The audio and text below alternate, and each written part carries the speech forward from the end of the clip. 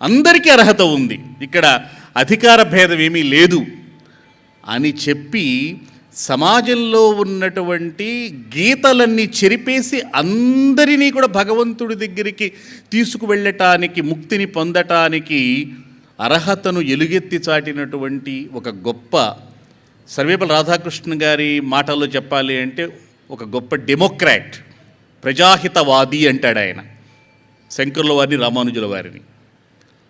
అటువంటి ఒక సంచలనాత్మకమైన, విప్లవాత్మకమైన భారతీయ తత్వచింతకులలో ఇద్దరూ కూడా ఒకే నక్షత్రంలో మనకి అవతరించడం విశేషం.